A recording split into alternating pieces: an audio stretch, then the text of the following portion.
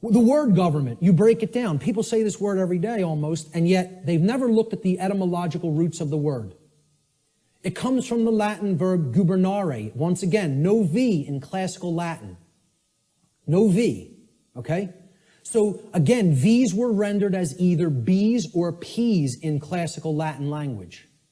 So you could write this in what would be more modern Latin as gubernare with a V.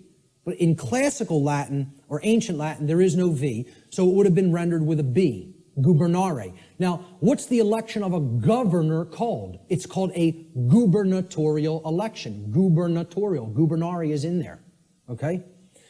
Gubernare means to control. The verb gubernare in Latin means to control. The Latin noun mens, which is where the second part of the word ment is derived from, means mind. Okay? So you put these together, and the word government actually literally, from its etymological roots, means to control the mind, or in other words, mind control. Now, I'm going to put something else up here for a moment. The etymological origin of the English suffix ment, M-E-N-T, is often debated in this etymological breakdown. All right? And I've gotten stuff about this constantly, and I've told people I'm not interested in hearing about it anymore. I know where this comes from. I know why the creators of the English language made it so. Made it like this, okay? It is overwhelmingly clear by people who have studied linguistics and the origins of words, okay, in English from ancient languages, that the creators of the English language deliberately chose the Latin noun mens, meaning mind, to represent or mean in English the state of or the condition of. And this was done in direct keeping with the first principle of natural law, as we've already discussed, the principle of mentalism, which demonstrates that in order for any particular thing, event, or circumstance, any state or condition to exist in manifested reality, as it currently does, which is known as the plane of effects, it must have first existed in the plane of causality or the mental realm, the mind.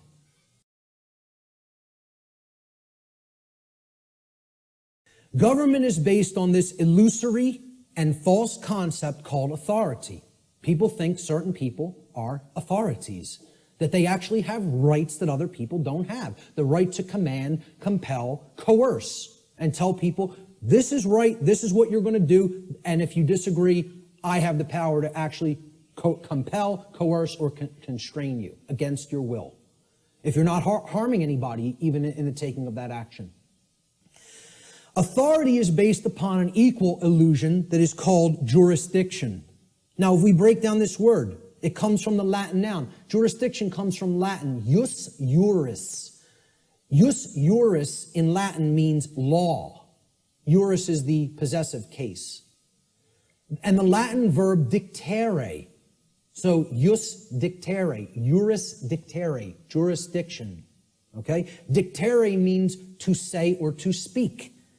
Thus, jurisdiction literally means to say what the law is. Or in other words, we get to make up what the law is. The law is not something that exists in nature and is based upon right and wrong and truth and morality. No, we get to make it up. We're God. We get to say what's right and what's wrong. And therefore, since we make the law, we're the owners of these people. They're in our jurisdiction. You know, we own them. And we get to make up what they're allowed to do and what they're not allowed to do. Authority ultimately is an illusion, again, of a diseased mind, a diseased psyche, based entirely in violence and built upon the erroneous and dogmatic belief that some people are masters who have the moral right to issue commands and others are slaves who have a moral obligation to obey the commands of the masters. I don't care what you want to call it. You can euphemize it any way you want. I call it what it really is. Slavery. That's what it really is. Doesn't come down to anything else. You can call it whatever you want, euphemize it, try to make it sound as nice or as pleasant as possible. It's all one thing. It's called slavery. It's always immoral, and it needs to be ended. That's it. And we have to develop the knowledge and the courage to end it. The knowledge, the care, and the courage to end it. The belief in the legitimacy of, quote, authority, this illusory nonsense notion, is the belief in the legitimacy of slavery. Anybody who believes in that authority is legitimate and government is legitimate, whether they want to admit it or not, or know it or not, or understand it or not, I don't care what they believe. They are advocating the legitimacy of slavery. That's not my belief. I don't care who calls that my belief. I'm just looking right into the camera and saying this, because I know the people in this room know that that's not my belief. I'm telling anybody who's listening to this, that's not my belief. That's eternal truth. Eternal truth. Okay? You believe in these concepts, you are a supporter of slavery. The end. That's how it really is. Not because I said so, because that's how it really is. Okay? And that's called mind control. For somebody to believe that slavery is legitimate, you gotta be under deep mind control. You gotta be either that or a sick, psychopathic, absolute piece of garbage. Ultimately, authority is the idea that man can become God and through, quote, jurisdiction, dictate the law. What the dark occultists of this world, who are behind ostensible governments in the world, they set up all of these institutions as temples, right? What this sick psychopathic priest class ultimately believes is they're going to become God. We're going to turn natural law on top of its head, and we're going to rule in hell. That's it. We're going to rule in hell.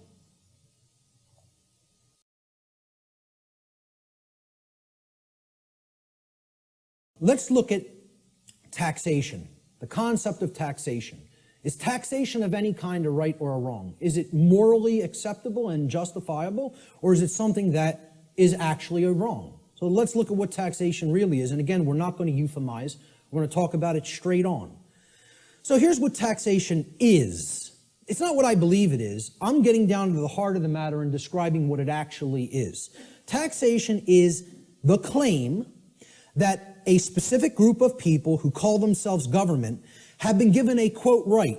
They've been delegated a right, okay? We've written down a law, and we say this people calling themselves the government and the IRS have a right to do this particular action, this activity, okay? This behavior.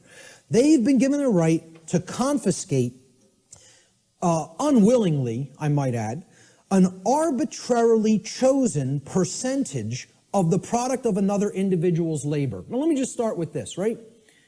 You ask anybody, how many are you going to voluntarily pay more taxes? Nobody will raise their hand. And you say, why not? Well, because I could barely afford to pay the ones I'm paying now, and I don't want to volunteer any more money toward that endeavor. Quite frankly, I want my resources for myself to use as I see fit voluntarily. But if the government then said, well, your taxes are going up by 5%, how many people would pay them? Most people would. Because subconsciously or consciously, they recognize they're under coercion. They're actually under duress. They're being told that if they don't give this at the command of the people who are confiscating it, that some form of violence will be conducted upon them, whether through the form of fining them and saying, we're going to take more of your resources, whether by saying, we're going to throw you in a cage and make you stay there for as long as we say you need to stay there, okay? Or by actually conducting actual physical harm upon them. So, again, we're saying that this quote-unquote right is given to individuals who call themselves government, and then they have the right to confiscate this arbitrarily chosen percentage of the product of another individual's labor. Because that's what money is, okay? Or that's what, whatever we make through what we work, that's the product of our labor. We work and then we get compensated for it. So that's in exchange for labor that we have done. That's our property, because we gave labor in return for that.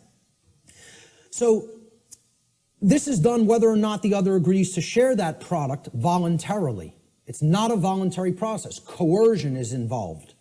Taxation is enforced by the threat of violence, which is behavior that will result in bodily harm, or imprisonment, which is the taking away of physical freedom of movement, if those from whom the product is being seized attempt to resist this confiscation. This practice is always, quote, justified, and the word justify actually breaks down etymologically. It means, the word justify means to create a right. That's what justify actually means. Jus in Latin means right or law, and then facere means to create or to make.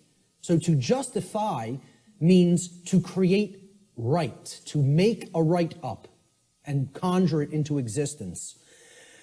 So it's always justified or made into a right, quote unquote, by those who claim that such a practice is necessary and required to, quote unquote, uphold the common good. This is the justification offered for the seizure of the product of people's labor involuntarily.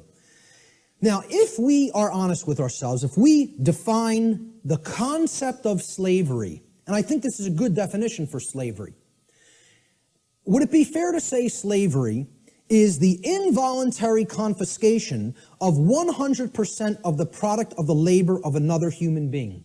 That be a fair definition? You're saying you're working, I'm going to take whatever you generate as a result of that work that you're doing. It doesn't belong to you. The product of your labor doesn't belong to you. All of it belongs to me. So you work for me. I take everything that you have been able to amass or create through the labor that you have done. I think everybody here would agree that's slavery. That's as good as a definition of slavery as you're probably going to get.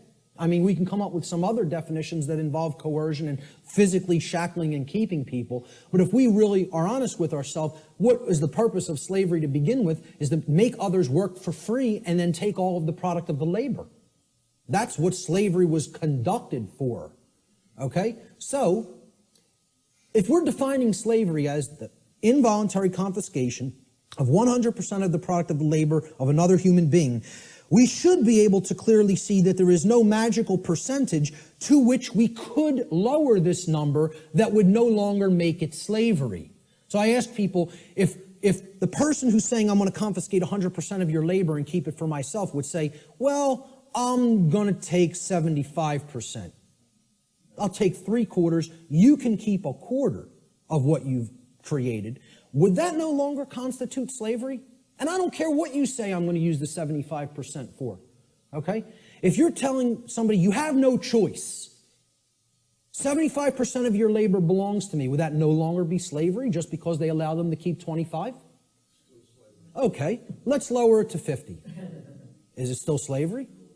Okay, well, what percentage could it possibly be lowered to for it not to be slavery anymore? Only 0. There is no percentage that it could be lowered to for it not to constitute slavery. And again, if we're being honest with ourselves, many people want to justify this in many ways by saying, oh, it's used for services, services which someone doesn't have a right to refuse. You know, I tell people, hey, if I said to you, I'm a computer technician. You own a computer? Okay, I'm now your computer technician. You're not allowed to refuse my services. Just think about that for a moment. You may not refuse that I am now providing the service for your computer to keep it in good shape. Okay? First of all, what have I just taken from that gentleman? Right to choose. Free will. Right there, that's slavery. I don't even have to keep going and say, hey, if you refuse, or if you, whether you want or don't want my computer services, I'm now your technician, and I need $200 every year. I'll come over a couple of times. I don't care whether you're happy with my service or not, okay? And if you don't pay me, I'm coming and taking the computer. Now, is that really your property if you're living under that kind of duress? Or am I just a violent criminal who's saying I'm going to steal your stuff if you don't give me what I say? I'm holding you under extortion. That's duress. That's called duress. It means I am threatening violence unto the person unless they conform to my will. And that's what we're all held under. We're held under duress. All forms of taxation are duress. It is a master class telling people you have no right to refuse the arbitrarily set confiscation of your labor that I deem. is going to be necessary for what I say it's necessary for. So how could you possibly claim that your home belongs to you if you're paying something called a property tax? That somebody is saying, for the services we provide in this community, you must pay us this percentage, and if you don't pay it, your house is going to be turned over to the government. If we're being honest with ourselves, taxation is merely a euphemism for theft, violence, and slavery, the practices upon which it is actually based. And since no individual anywhere on earth has the right to claim ownership of the product of another's labor, such behavior can never be, quote, delegated to a group of people and called a right. Therefore, it follows logically that all forms of taxation, I don't care what they are, excise tax, property tax, gift tax, inheritance tax, income tax, I don't care what form it is, taxes on corporations even, okay? All forms of taxation are always wrong according to natural law because they are all based in the destruction of free will, they are based on coercion, and they are ultimately based upon violence, all of which are wrongdoings, all of which are forms of theft, and all of which not one individual has the right to perform upon another. And this is what people want to justify and believe can be magically turned into a right, just because they want to euphemize it and call it taxation.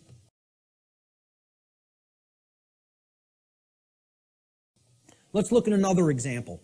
Prohibition, one of my pet peeves, okay? I'm big into health, into eating right, okay? I'm huge into juicing. It's one of my favorite things to do. Purification of the body is part of purification of the mind, all right? But I'm going to tell you, I'm 100% for anybody being allowed to put anything into their body because they own their body. If I want to break up this remote control in little pieces and eat it with a sprinkling of pepper, then that's my right to do so, regardless of what the chips may do to my intestinal tract. Okay? There's a reason I have the right to eat this remote if I want to. You want to know why? My body is my property. It belongs to me. Now, we did this in the natural law seminar. We asked people, do you own your own body? Almost every single student in the seminar, now, of course, they immediately answered, yes, I own my own body. The students grasped this, okay? The people they were asking the questions to, okay, because the students were doing the tabulation of, accumulating the answers from people that they asked the questions to. And one of the questions I asked them to ask people is, do you own your own body? Almost every student in my first natural law seminar, when they asked people if they own their own body, they came back to the next class and almost every student said, almost everybody they asked that question to paused for a long time and thought about it. Had to sit and think about this question. Could not immediately spit out, absolutely, my body is my property. And because I think people want to overthink things and say, well, am I going to own my body forever? I'm going to die one day. Does that mean I don't own it now? What's the over-intellectualization and mystification of this concept? I tell people, I recognize fully I'm going to die one day and this flesh is going to crumble and pass into the earth, okay? Does that mean I don't own my body right now? I'm using my body right now. That's why I own it, specifically. Specifically because my consciousness inhabits this body and I'm using it as the vehicle for the expression of my consciousness is the very reason I own my body, okay? And people can't spit that out. It's like unfathomable to me. The ridiculousness of some of this, that the human mind could be worked into the situation that it has been, is almost incomprehensible. So let's go forward with prohibition, okay? It's the claim that a group of people who call themselves government have been given the right to prevent others from putting any given substance into their own bodies, and if others refuse to comply with those terms, that they will be fined or imprisoned. And it should be self-evident that if an individual's body is actually their own property, and it is, then that individual always maintains the natural right to decide what will or will not be put into their property, which is their body. Why can you put what you want into your car or your home? Because you own it. It's your property. Okay? Technically, it should be. I mean, technically it isn't really, but my whole point is nobody else can tell, no other individual can tell you what you can and can't put into your home. Okay? Could I tell you, hey, I don't want you putting that jacket in your car. You're not allowed to put it in there. Well, who am I to tell you you're not allowed to put that in there? It's your property. Okay? So why would we accept that? Not accept that, but we would accept I can't put something in my own body that I deem that I want in it. Okay? Because people can't separate the act of imbibing the substance or putting the substance into the body, okay, from the action that people may subsequently take. And they're two different things. So somebody might go out and want to get smashed tonight and do a bunch of drinking, but if you then go out on the street and start clubbing somebody with the nearest available blunt object, you don't have a right to do that. You had a right to go drinking, okay, any more than you would have a right to go snort some cocaine or bang some heroin into your arm, okay? I don't think those two things are particularly good ideas, but I support your right to do it. But hey, if after you do those things you go and hurt somebody else, you got to be held accountable for the actions you just took. That's what personal responsibility is all about. And these two things need to be delineated from each other. We have to clearly be able to separate the act of the right to put something into my body and me still being personally responsible for what I do with my body. Okay? So, understanding that this is a claim made to tell people that I'm going to make the decision about what you put into your body. We can easily see this claim of this right to command what will or will not be put into the body of another person. What it actually amounts to is a claim of ownership upon the body of another person. If I'm telling you can't drink orange juice, I'm making a claim, your body belongs to me because I'm going to decide what goes into it or what does not go into it. Okay? So if I say carrots are off limits for your consumption, sir, and they may not be ingested, I've just made a claim that I own your body. Well, what's the claim on the ownership of another person's body called? Slavery. If we're not euphemizing it, and if we're being honest with ourselves. Okay? Prohibition is merely the claim of ownership upon another person's body is called slavery. Therefore, prohibition is merely a euphemism for slavery that is backed by violence, regardless of the justifications made by those who claim such practices are, quote, necessary for the common good. That's always the justification. Since no individual anywhere on earth has the right to claim the ownership of another person's body, such behavior can never be delegated to a group and magically termed a right. Therefore, all forms of prohibition are always wrong according to natural law. Doesn't matter what the substance is. Doesn't matter what it is. How destructive it may be to the body or brain. Look, if I want to go under my sink, take some cleaning supplies and make a nice cocktail with some lye and some roach poison and some rat poison, stir it up in a water solution and go glug, glug, glug, glug, glug. That's my right. Want to know why? Because I own my body.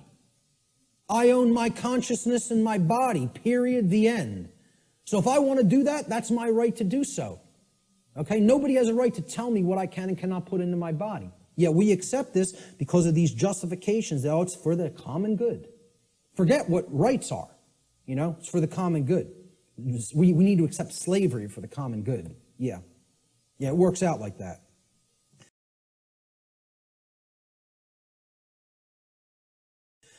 So how about licenses and permits? These are claims that a group of people who call themselves government. And again, we're going back and visualizing. Imagine one person trying to make this claim to another person.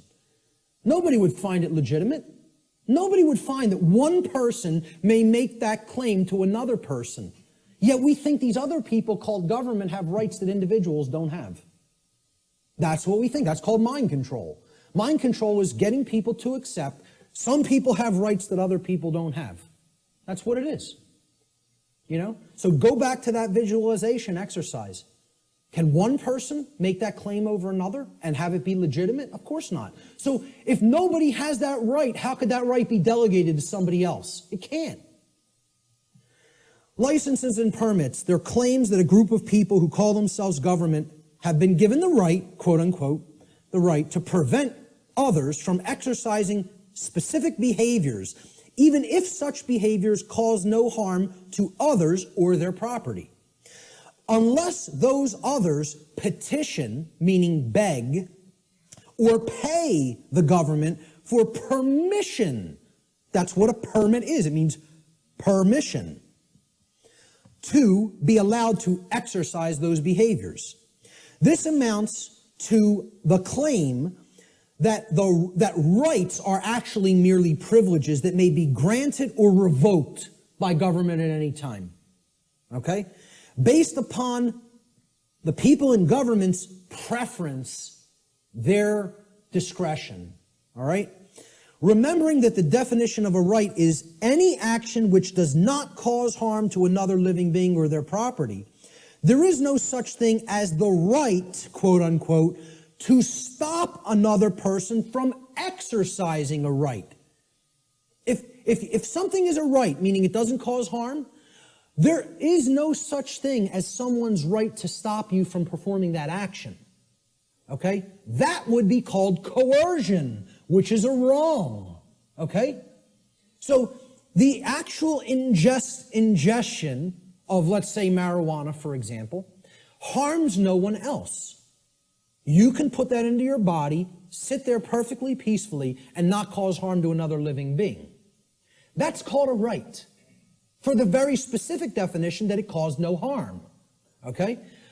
I would not have the right to tell another individual, you may not do that action. That would be a wrongdoing. Well, it's the same thing for something when it comes to licenses and permits. You're telling people, hey, if you pay me $50, I'll let you smoke that marijuana without doing violence to you. Unless I change my mind. And then I won't give you a permit. I'll just say, hey, you're not allowed to do that. Even something that is a right, like assembling and speaking. Like what was done in the state of Pennsylvania a few years ago when the G20 visited it in the city of Pittsburgh. Okay? The city telling people, we have revoked the right to assemble and speak and petition for grievances. You don't have the right to come and speak. No protests will be tolerated or we'll hit you with sound and water cannons. You know? And people just laid down and accepted it. The whole city of Pittsburgh. You know? Because, oh, we're going to go and ask them for a permit. And they just said no. Nope. You don't have that right anymore. We find you on the street, you're getting blasted with a sound cannon and deafened. Some people went permanently deaf. Permanently deaf. Lost their hearing from what happened in Pittsburgh, Pennsylvania. You see the stuff that was happening in, it wasn't Egypt, where they were hitting people with water cannons recently and killing some of them. It was in the Middle East somewhere. Turkey, correct. You know? Hitting people, some people died getting hit in the eye with such pressure it hits the brain. People dead from water cannons. They call these non-lethal weapons. Because they're telling you, you may not speak. You may not assemble. We're going to revoke that right, really. See, there is no right to stop someone from exercising a pre-existing right. That's you making the claim, I own your rights. That's what that's really doing. That's saying, I'm God, I get to grant what a right is or revoke what a right is at any given time. It's basically what it is. It amounts to someone claiming to be God. The claim over the rights of another person is called slavery. Even more so, it is the claim to be God, the claim that the rights of another flow from you. Therefore, licensing and permits are merely other euphemisms for slavery, regardless of the justifications made by those who claim such practices are, quote, necessary for the common good. Since no individual anywhere on earth, no single individual, has the right to claim the ownership of another person's rights, such behavior can never be delegated to a group and magically called a right. Therefore, all forms of licensing and permits, according to natural law, are always wrongdoings because they are always based in coercion and the theft of someone else's rights.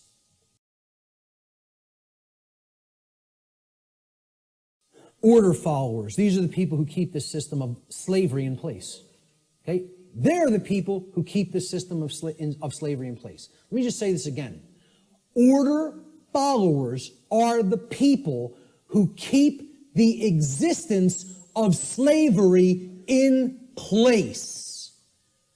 Not the ruling class, not the masters, not the so-called elite, which aren't the elite of anything but the bottom of a trash can.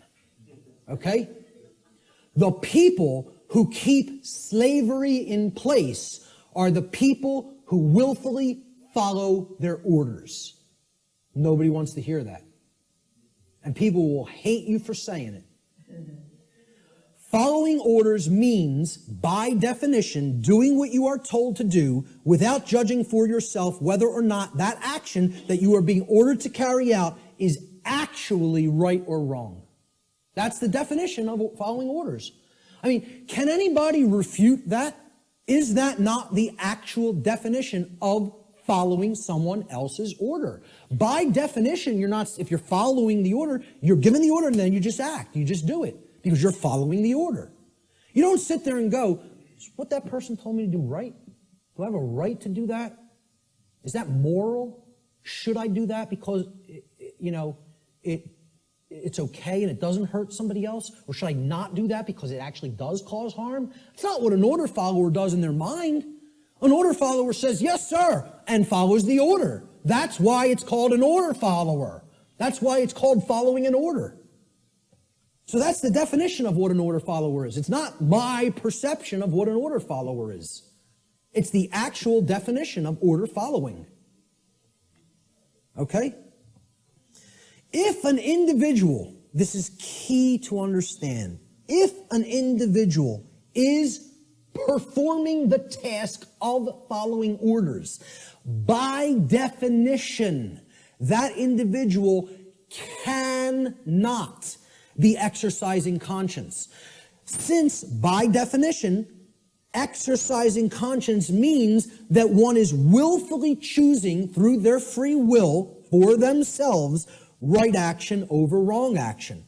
So the concept of following orders is completely polar opposite to the concept of exercising conscience. You cannot be doing the same things simultaneously. It's impossible to do those two things simultaneously. They are contradictions in terms by definition. Okay? Most people don't grasp that. Okay? By definition, if you're following orders, you cannot be actually exercising conscience, which involves free will choice based on the knowledge of right and wrong. The painful truth, the order follower always bears more moral culpability than the order giver, for the reason that the order follower is the one who actually performed the action, and in taking such action, actually brought the resultant harm into physical manifestation.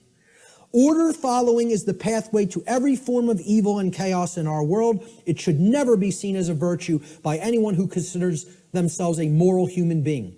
Order followers have ultimately been personally responsible and morally culpable for every form of slavery and every single totalitarian regime that has ever existed upon the face of the earth.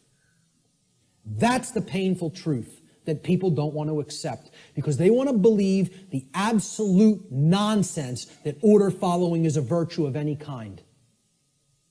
And it needs to be obliterated from the face of the earth because it's not the way to any kind of virtues or order. It's the pathway to evil and annihilation. This is the result of following orders. That's what following orders gets to society. Following orders should never be seen as a virtue. Following orders is evil. I don't care whether you're, I don't care if somebody who is considered a holy man gives me an order and I follow it, I've just committed an act of evil, as far as I'm concerned. If I'm acting based on solely what somebody else has told me to do, that's evil. There's no morality in it at all. At all, at all. It's not a virtue. It's evil. Okay? Let me just make that so abundantly clear and state it so unequivocally. There's no such thing as any possible moral following of orders. The two terms are contradictory. All right? I was just following orders is never a valid excuse or justification for immoral criminal behavior, and this lame attempt to abdicate personal responsibility should never be accepted as a valid excuse for such behavior. Gandhi said, "You assist an evil system most effectively by obeying its orders and decrees. An evil system never deserves such allegiance. Allegiance to it means partaking of the evil. A good person will resist an evil system with his or her whole soul."